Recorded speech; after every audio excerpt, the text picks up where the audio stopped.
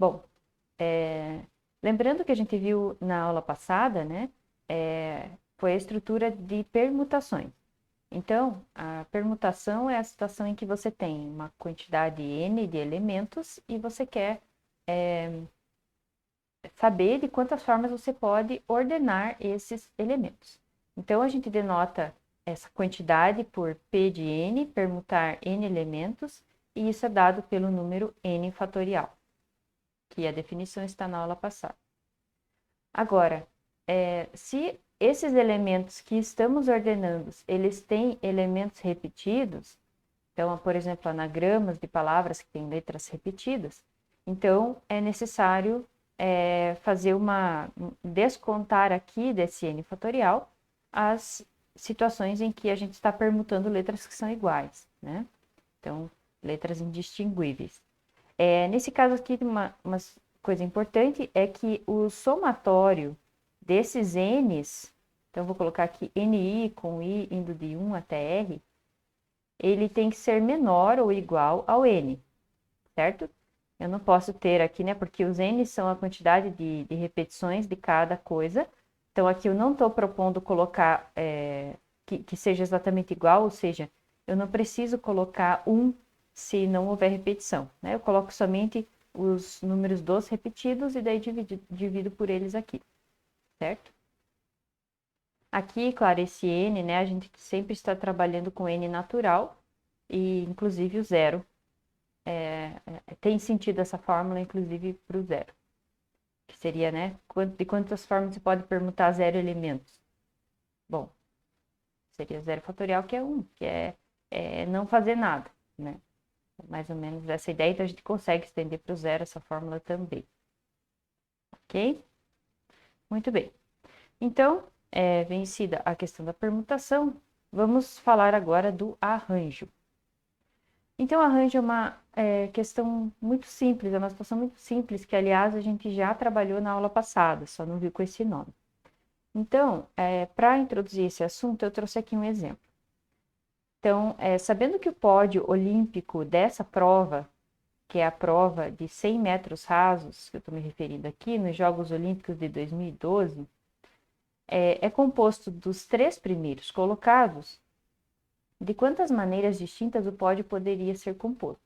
Então, essa aqui é a configuração da final dessa prova, que tem 8 corredores, e a pergunta antes, né, digamos que a gente queira fazer uma aposta no resultado do pódio.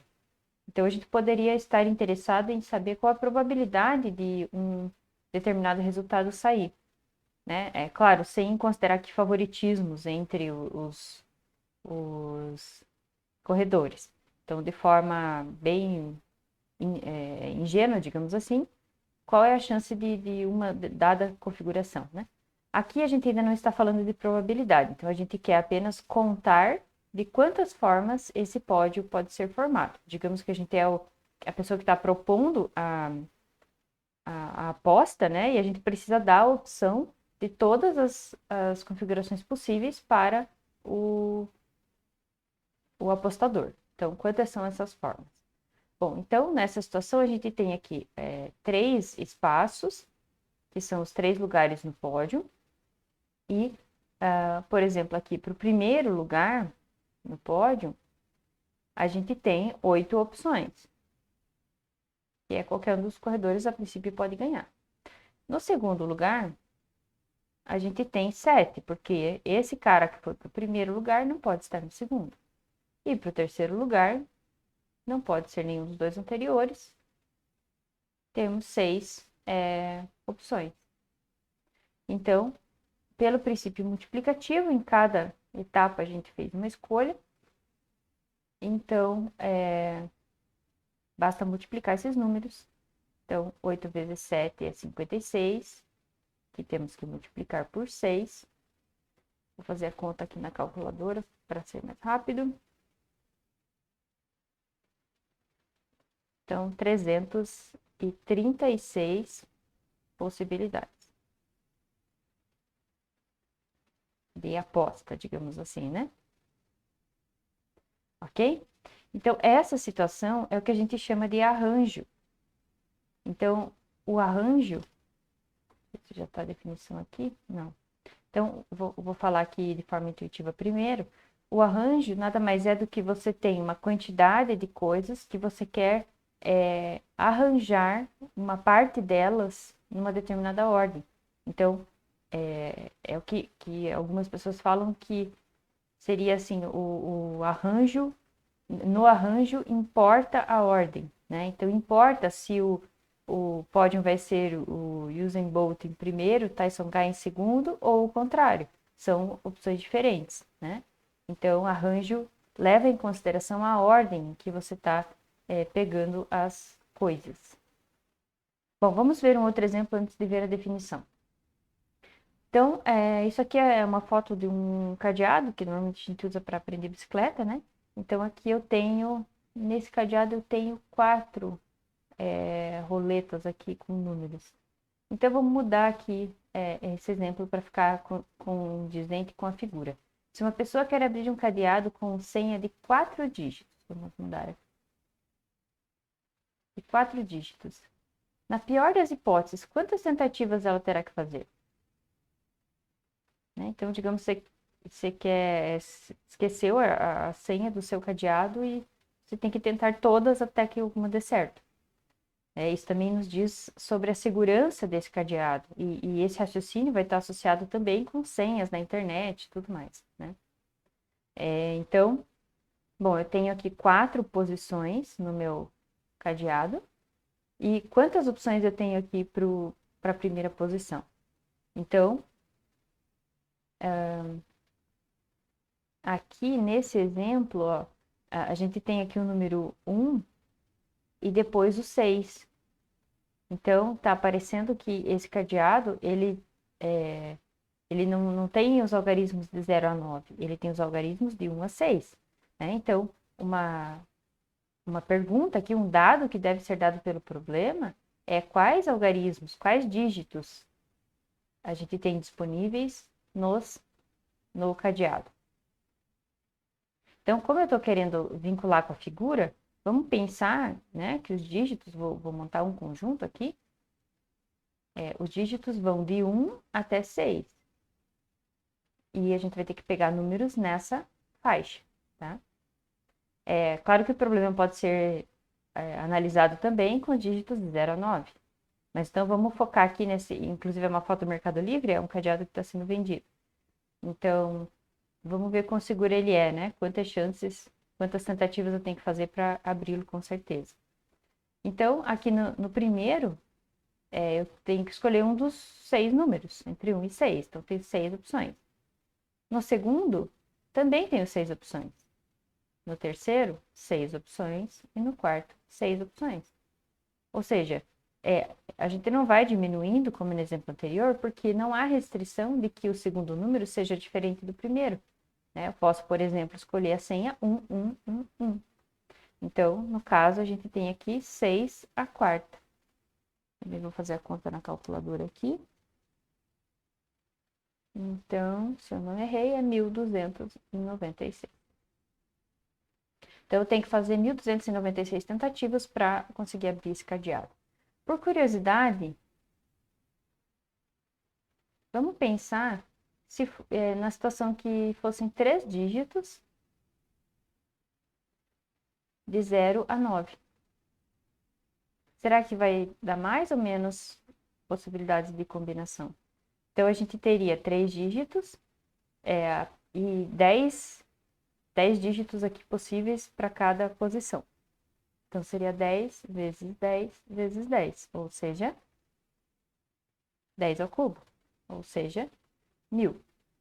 Então, esse cadeado aqui é pior do que esse aqui, né? Um pouco pior. Agora, se eu colocar algarismos de 0 a 9 e mais uma casa aqui, né? Obviamente, ele vai ser bem mais seguro do que esse, porque aí vai ter 10.000 opções. Ok? Então, por isso que quando a gente vai fazer uma senha na internet, muitas vezes, né, é solicitado no mínimo 6 dígitos, no mínimo 8 dígitos. E não só de números, de letras, porque aí a gente vai... o hacker, para tentar invadir, ele vai começar tentando por senhas numéricas de 4 dígitos. E aí, senhas numéricas de 4 dígitos, né? Se a gente olhar essa situação aqui, com mais um, são 10.000 possibilidades. Com a potência dos computadores cada vez maior, não é demorado testar todas as opções, né? Enfim, então, a análise combinatória, ela está bastante ligada com essa questão também de segurança, né? Agora sim, então vamos falar da fórmula, né? Eu sempre falo nas minhas aulas e continuo falando aqui que o objetivo não é decorar fórmulas. As fórmulas vêm para organizar um conhecimento ali que ao longo do tempo você usa tantas vezes aquilo que você acaba enxergando um padrão. Mas o meu objetivo é que vocês desenvolvam um raciocínio combinatório, digamos assim, e não decorem fórmulas, né? Então, deixa eu começar aqui por baixo, essa segunda aqui, que está associada com o exemplo lá do cadeado, do último que a gente viu. Então, essa notação é utilizada no livro ali da coleção do Fundamentos da Matemática Elementar para falar de arranjos com elementos repetidos, ou o que também é chamado de sorteio com reposição.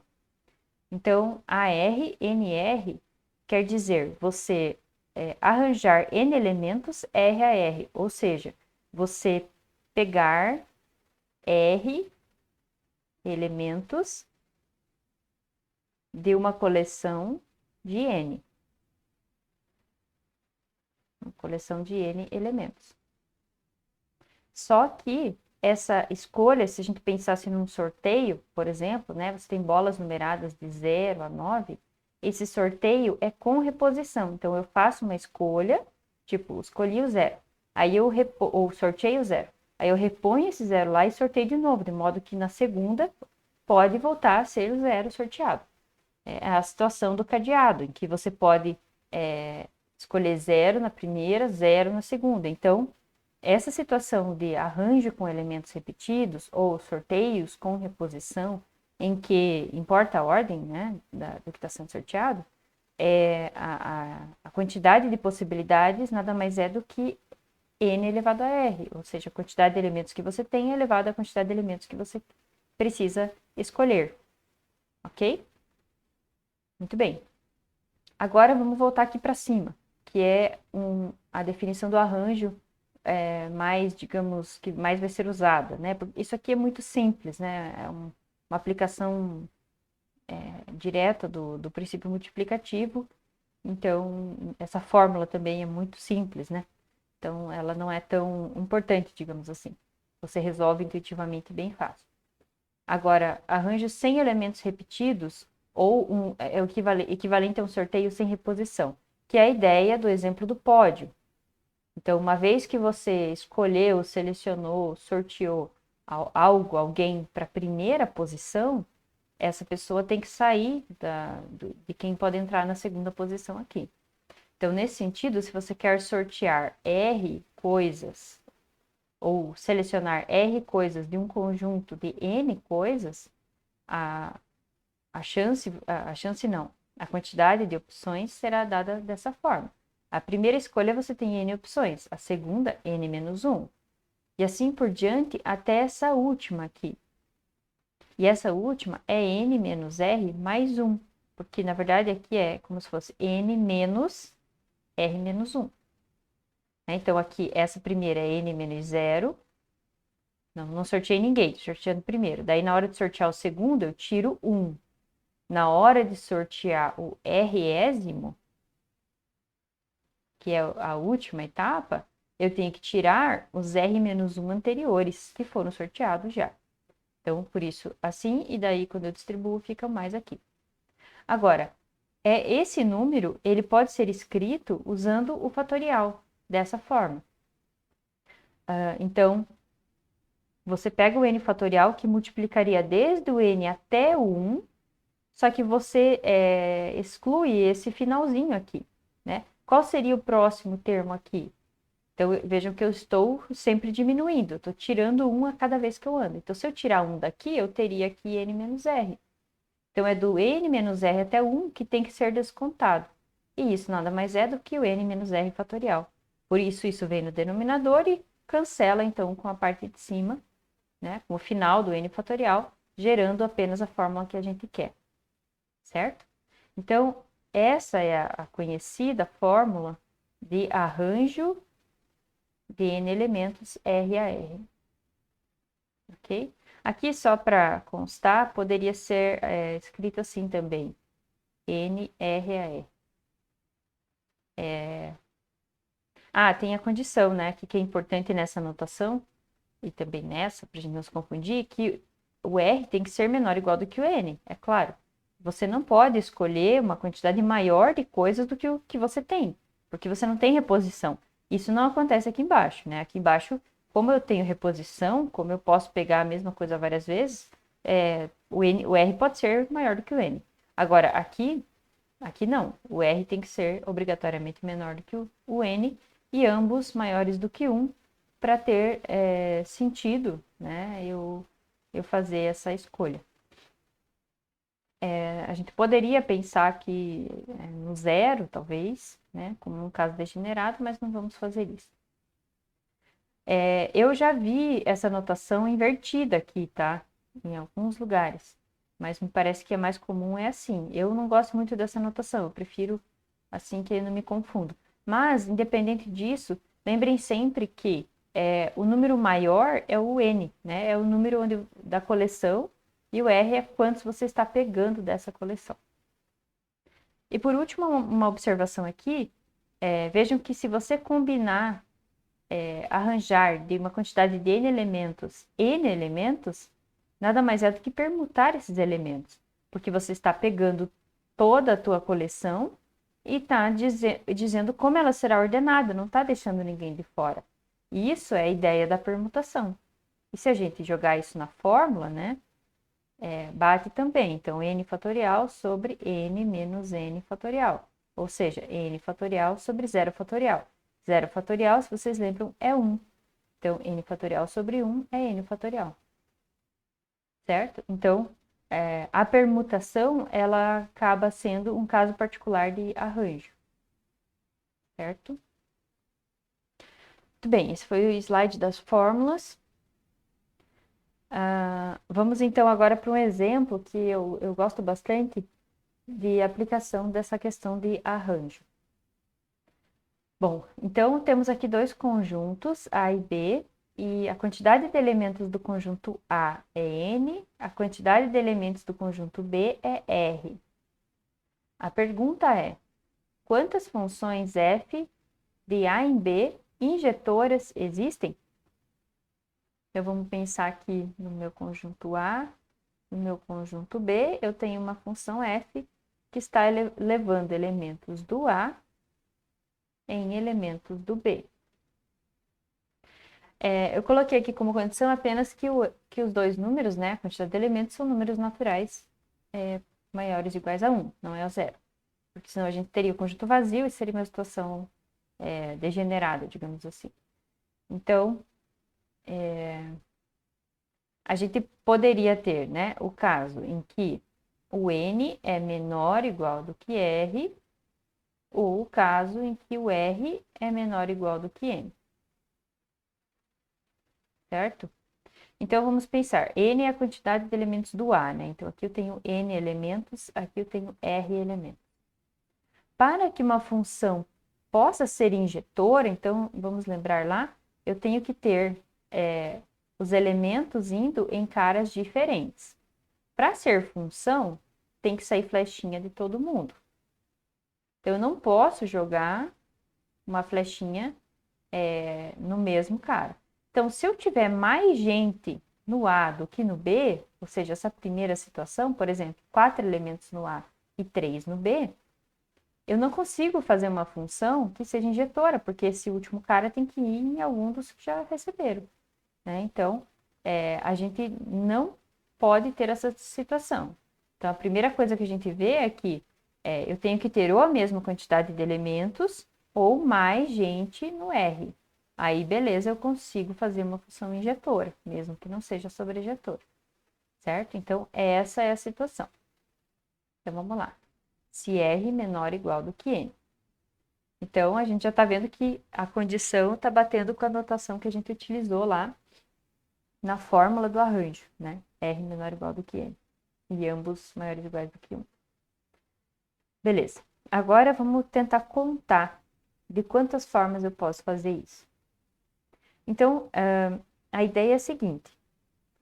Cada elemento do A, então eu tenho lá N elementos do A, e eu vou ter que escolher em quem eles vão. Outra forma de pensar, que é mais produtiva, deixa só... Aqui eu estou usando... eu me confundi, aqui está ao contrário, né? Eu tenho que ter mais gente aqui no meu contradomínio. Certo?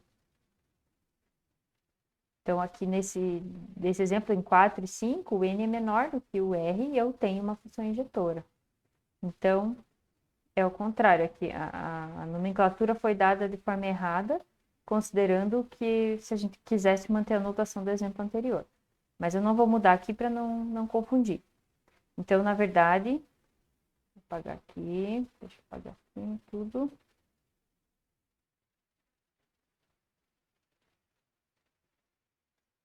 Estranho que eu peguei esse exercício do livro do Samuel Hassan, e é estranho eles darem os nomes ao contrário, ou eu copiei ao contrário.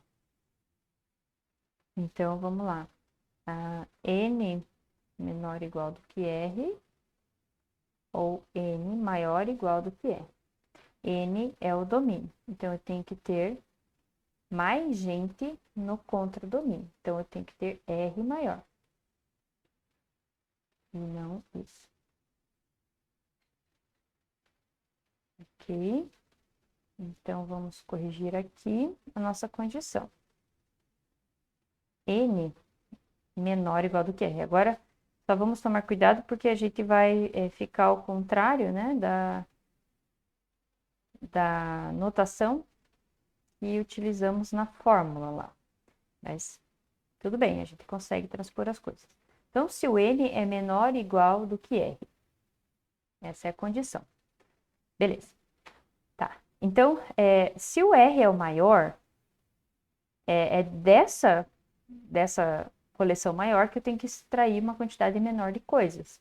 Então, na verdade, o que a gente vai fazer? Dessa coleção aqui de R elementos, eu vou escolher quem vai ser a imagem do primeiro, vamos chamar de A1. Quem é a imagem do A1? Depois a gente vai escolher quem é a imagem do A2. Depois, quem é a imagem do A3? E assim por diante. E importa a ordem, né? Se eu escolher esse como imagem do A1 e o outro como imagem do A2, ou o contrário, são funções diferentes. Então, nada mais o que a gente está fazendo aqui nada mais é do que, dentre os R elementos do conjunto B, eu estou escolhendo N elementos onde importa essa ordem. Certo? Então, aqui para o meu primeiro cara, eu tenho quantas opções de escolha? Bom, eu posso jogar qualquer um dos meus N caras aqui nele. Eu tenho N opções. Escolhida a imagem desse primeiro, digamos que foi o A1, sobram N menos uma opções para escolher a imagem do segundo. E assim por diante. Até o último, que é N menos os R menos 1 anteriores que eu já escolhi. Então, a gente viu que isso pode ser escrito como N fatorial sobre N menos R fatorial. E essa é a quantidade de funções injetoras que nós podemos ter de um conjunto com N elementos para um conjunto de R elementos. Ok? É um exercício um pouquinho mais teórico. Vamos fazer mais um exemplo. Então, vocês estão vendo que a matéria é pouca, né? E os exemplos são muitos. Então, análise combinatória é isso mesmo. Bom, de quantas formas podemos dispor duas torres, uma branca e uma preta, num tabuleiro de xadrez, de modo que uma não possa capturar a outra numa única jogada? Então, isso tem a ver com o exercício que a gente trabalhou na aula síncrona da semana passada, né? Só que agora são duas torres. Então, para isso, a gente precisa saber que um tabuleiro de xadrez, ele é 8 por 8, tem o desenho de um aqui, E os movimentos da torre, né? A torre anda em cruz. Então, se ela está aqui, ela pode andar na vertical ou na horizontal. E acho que é isso. Então, vamos lá. De quantas formas a gente pode colocar a torre branca? Digamos. Pode colocar em qualquer lugar, né? Então, eu tenho aqui, digamos que eu coloco a torre branca aqui. Tenho 64 opções para colocar a torre branca. E a torre preta? Bom, se eu não quero que a branca possa capturar a preta e a branca anda para cá e para cá, ela bloqueia quantas casas, né? Seria 8 mais 8, 16, só que tem uma que foi contada duplicada aqui, que é a que ela pertence. Então, na verdade, eu tenho 15 casas bloqueadas aqui. Então, a torre preta tem 64 menos 15 opções para ser colocada, né? Digamos que eu coloque ela aqui. Então, ela não vai poder pegar aquela lá, porque ela não anda, né, dessa forma. Ela só anda assim ou assim. Certo? Então, a resposta nesse caso seria eu multiplicar a quantidade de escolhas em cada caso. 64 vezes 64 menos 15. Vou fazer aqui na calculadora.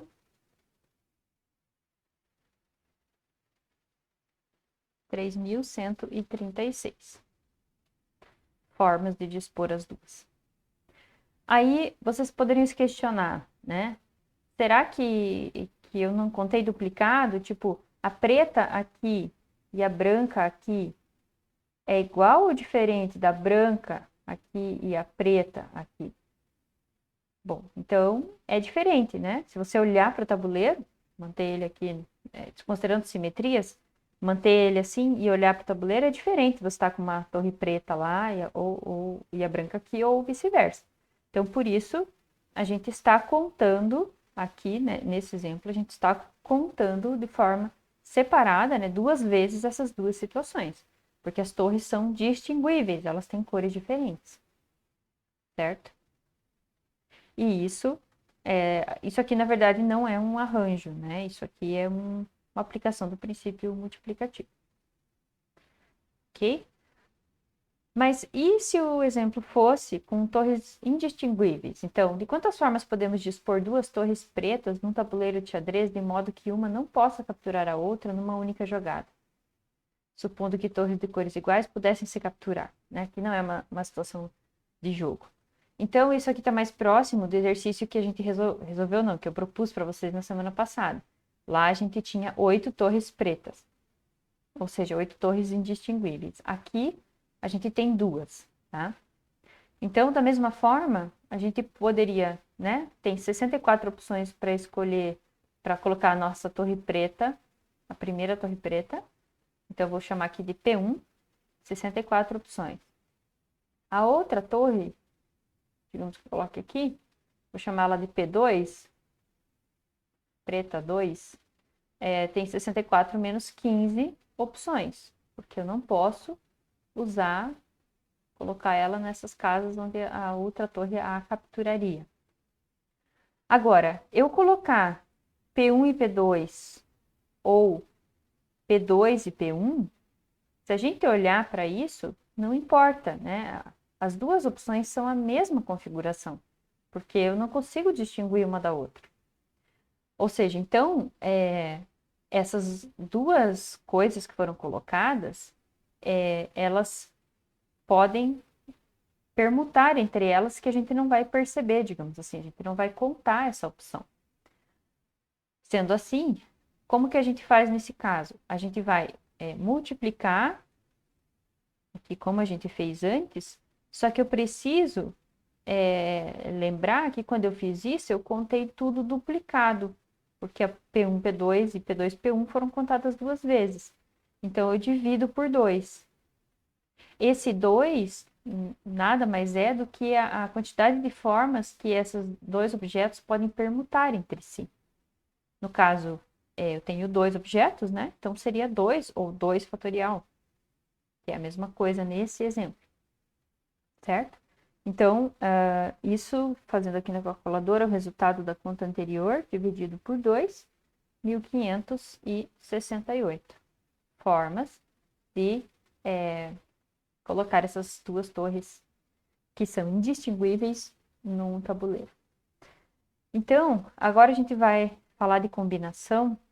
Isso aqui é para introduzir a ideia de combinação, e a combinação tem a ver com isso, com essa ideia aqui de que não importa a ordem ou de elementos indistinguíveis.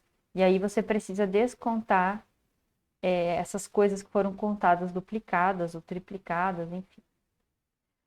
Bom, então chegamos no slide de fórmulas. Então, a gente chama de combinação essa situação em que você quer de uma quantidade. Então, eu tenho uma coleção de N elementos. Eu quero escolher dentre eles R elementos. R menor do que N, né? Menor ou igual do que N. Só que não importa a ordem que eu escolho. Por exemplo, situações, de um grupo de 10 alunos eu quero escolher 3. E aí, importa o grupo de 3 que foi escolhido, né? Digamos assim, não tem cargos dentro desse grupo. Então, não tem um presidente, outro secretário, outro vice-presidente. É um grupo de 3 pessoas, né? É uma comissão. Não é uma chapa, alguma coisa assim. Se importa a ordem, né? Então, se eu tenho cargos dentro disso, então, quem escolher primeiro vai ser o presidente. Aí sim, você tem uma situação de arranjo, porque importa escolher a Ana como presidente, o Bruno como vice-presidente, e a Larissa como secretária, ou a Larissa como presidente, a Ana como secretária, o Bruno como vice-presidente, certo? Enfim. Então, qual que é a ideia, né, da combinação? Nada mais é do que você fazer o arranjo, ou seja, escolher contando a ordem, mas depois descontar o que você contou várias vezes, que são as situações em que esses objetos, essas pessoas, esses elementos podem se permutar entre si. Então, por isso, a fórmula da combinação é o arranjo dividido pela permutação desses elementos escolhidos. Que em fatorial ficaria n fatorial sobre r fatorial, n menos r fatorial. Né? Essa parte da direita é o arranjo e a permutação está aqui. Então, a condição, né, igual à condição do arranjo. A gente já vai fazer mais exemplos para ver se fica mais claro. A notação que é utilizada, então, eu já coloquei aqui, né, combinar N, R, A, R, assim que se lê.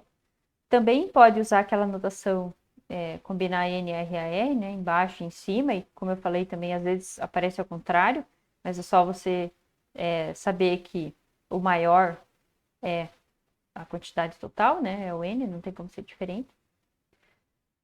E aí uma notação muito utilizada é essa aqui, que parece uma matriz, né? Então é esse parênteses, um número em cima, o N em cima e o R embaixo, um número maior em cima e o número menor embaixo. Essa notação é muito utilizada, então é interessante que vocês a conheçam. Tudo isso significando a mesma coisa ali da combinação. Certo? Então vamos fazer um exemplo. Então, dado o conjunto que tem os dígitos de 1 a 7, quantos subconjuntos de 4 elementos esse conjunto maior possui? Então, digamos que a gente vai chamar aqui o subconjunto de F. Eu quero formar um subconjunto de 4 elementos. 1, 2, 3, 4. Aqui, então, a gente precisa lembrar que um subconjunto não importa a ordem em que aparecem os elementos dentro dele, certo? Ou seja, o conjunto 1, 2 é igual ao conjunto 2, 1. Não é par ordenado aqui, é conjunto. E a outra coisa que é importante é que eu não tenho elementos repetidos. Não tenho elementos repetidos.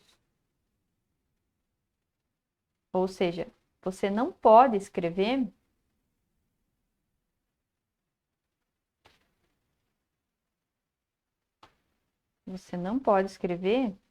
coisas assim, 2.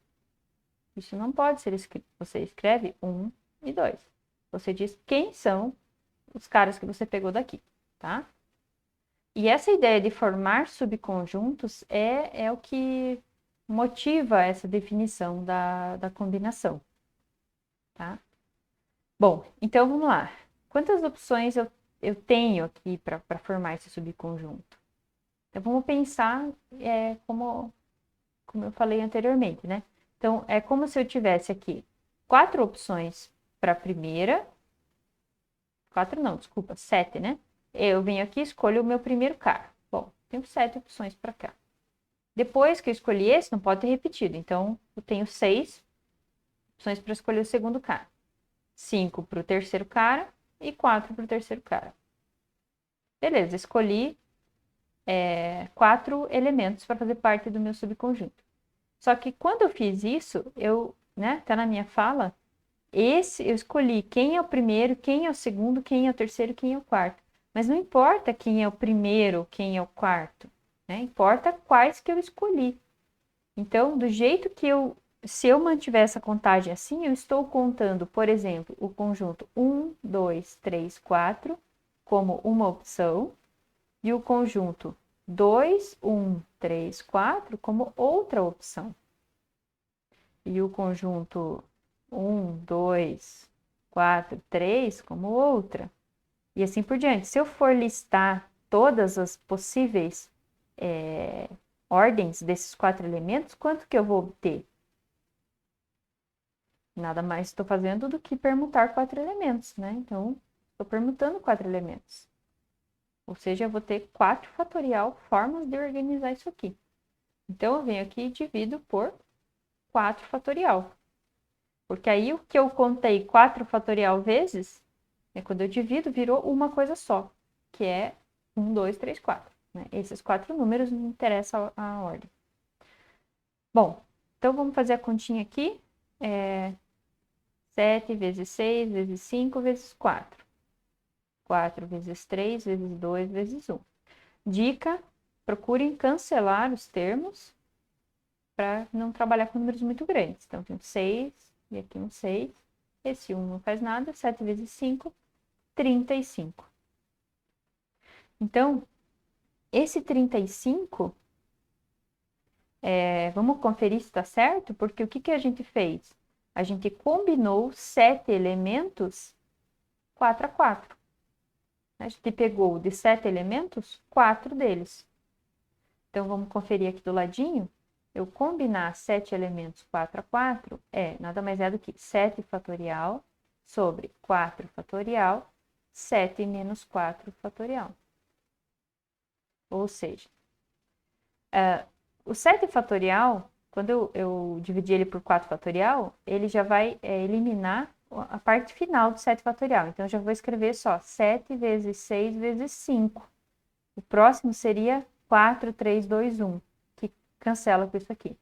E aqui embaixo vai sobrar só essa parte, porque 7 menos 4 é 3. 3 fatorial, ou seja, 3 vezes 2 vezes 1, que nem vou escrever.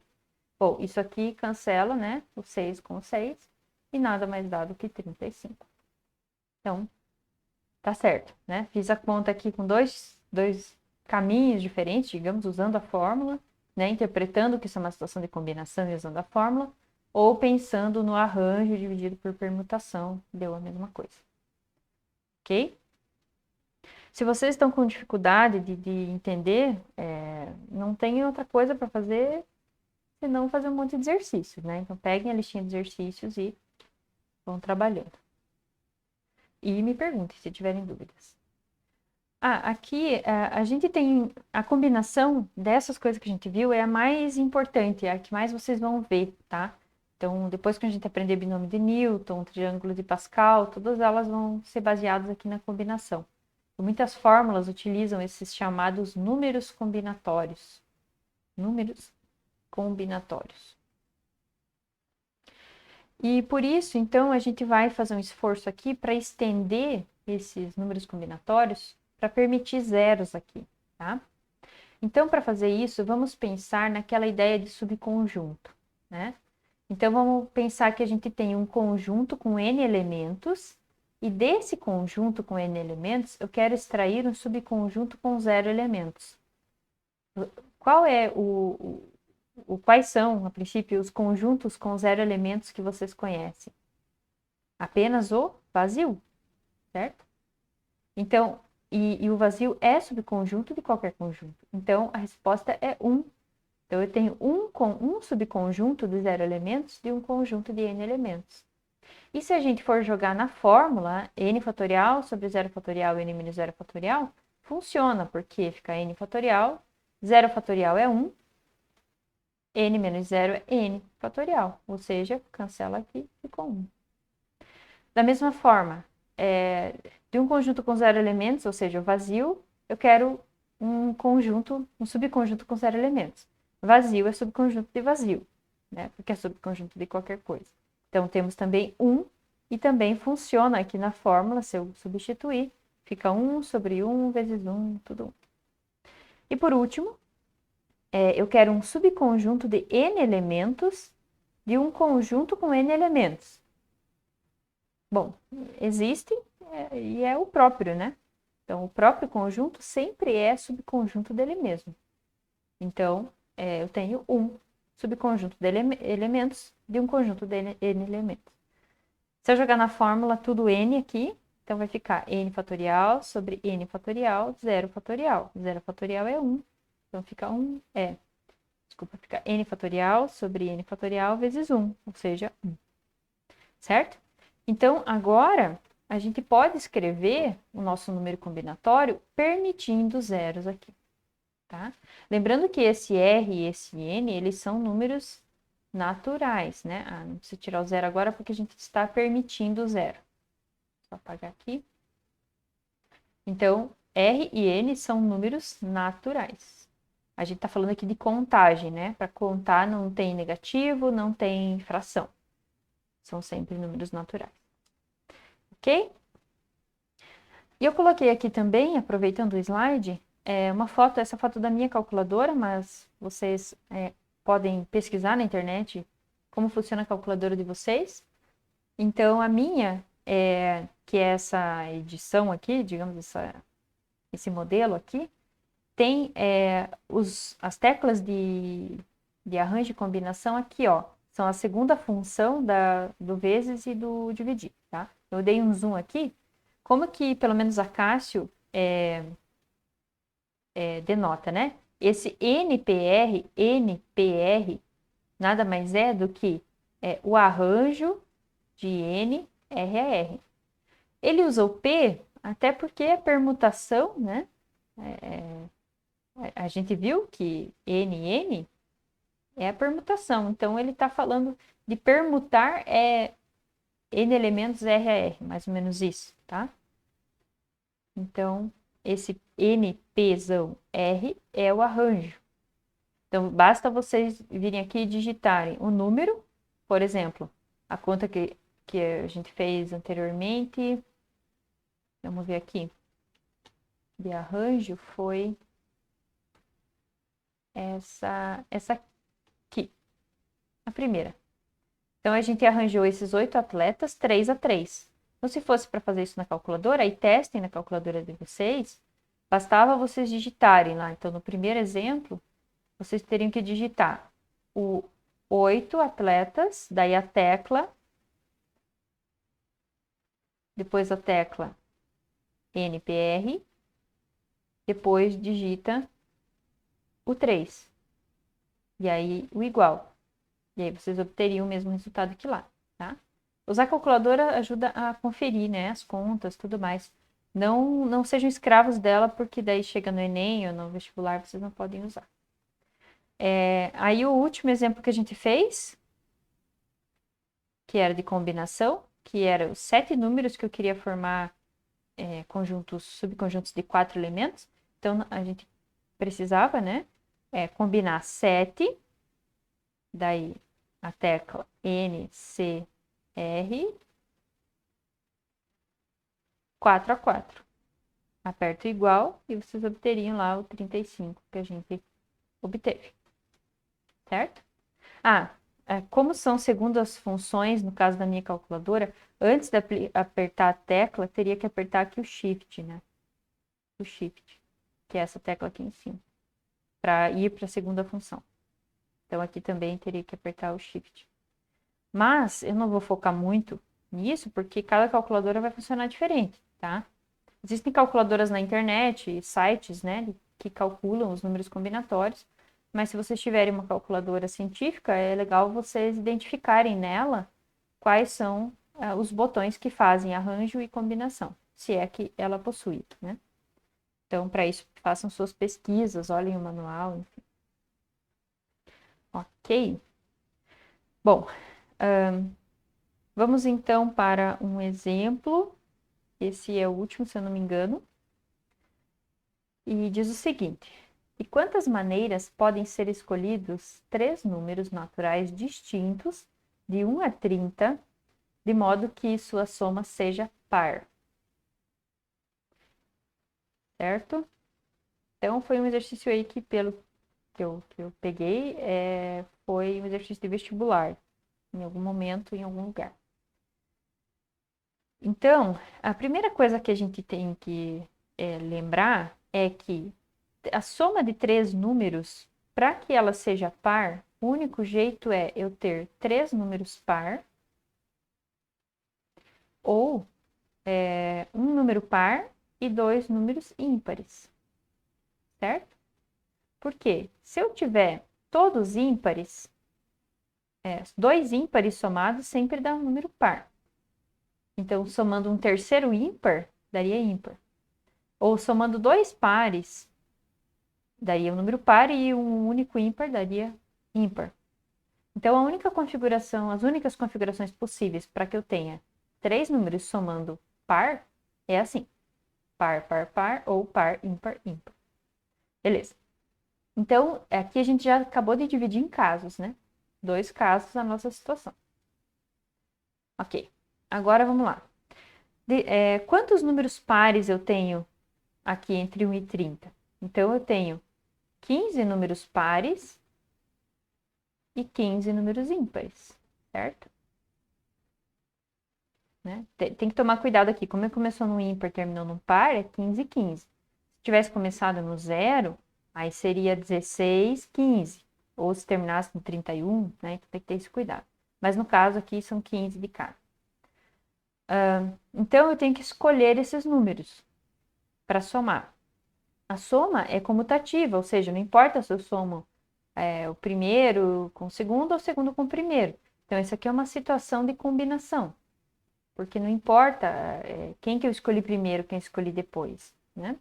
Talvez o exercício pudesse deixar mais claro isso, mas como eu estou pegando aqui exercício de vestibular, né, é assim que ele foi apresentado, tá? Bom, então, nesse caso aqui, a quantidade de opções nada mais é do que entre os 15 números pares, você tem que escolher três deles, não importa em que ordem. Então, se a gente poderia fazer essa conta direto na calculadora, mas eu vou desenvolver ela um pouquinho aqui. Então, isso seria 15 fatorial sobre 3 fatorial, 15 menos 3 fatorial. Ou seja, 15 fatorial sobre 3 fatorial, 12 fatorial. O 15 fatorial e o 12 fatorial tem um monte de elementos em comum, né? Então, vou escrever aqui com calma também. 15 vezes 14 vezes 13 vezes 12 fatorial. 3 fatorial vezes 12 fatorial. Então, o final do 15 fatorial coincide com o 12 fatorial. Continuando a conta, vamos dividir agora o 3 fatorial. Vou escrever aqui 3 vezes 2. 3 fatorial é 3 vezes 2. Então, o 3 eu já vou cancelar com o 15, que vai dar 5. E esse 2 eu vou cancelar com o 14 aqui, que vai dar 7. Então, ficou 5 vezes 7 vezes 13. Então, 5 vezes 7 vezes 13 nada mais é do que 455, segundo a calculadora. Fazendo as contas para ser mais rápido, tá? Ok? Então, eu tenho 455 formas de escolher 3 números pares entre os 15 que existem. Agora, vamos para outra situação. Então, aqui, eu preciso primeiro escolher um número par. De quantas formas eu posso escolher o número par? Eu tenho 15 pares, então 15 formas. Né? A gente poderia também escrever isso como combinar os 15 elementos um a um. Porque é isso que é, na verdade, dentre os 15 eu estou escolhendo um. Então, 15 formas. Agora, de quantas formas eu posso escolher 2 números ímpares? Então, estou usando o princípio multiplicativo, eu dividi em etapas. Primeiro, escolhi o par, agora vou escolher os ímpares. Então, basta entre os 15 ímpares eu escolher 2. Certo? Então, eu posso pensar pela fórmula ou eu posso pensar que eu tenho 15 opções para o primeiro, 14 opções para o segundo e não importa a ordem. Então, divido por 2 fatorial. Então, aqui dá 7 e ficaria nessa parte aqui 15 vezes 7. Né? Ou aplica a fórmula aqui certinho. Então, fica 15 vezes 15 vezes 7, que é 15 vezes 15 vezes 7. 1575. Formas de escolher 2 ímpares e um par. Ok? Agora, como eu dividi em casos, eu preciso somar a quantidade em cada um dos casos. Então, somando esses 2 números, então mais 455, eu chego no resultado de 2030 formas de escolher 3 números que somem par, dentre os números de 1 a 30. Se fosse ímpar, seria muito parecido, né? Ok? Então, esse é um exemplo mais elaborado, digamos assim, né? Tem dividir em casos, tem esse conhecimento de teoria de números aqui que precisa saber para conseguir fazer o exercício.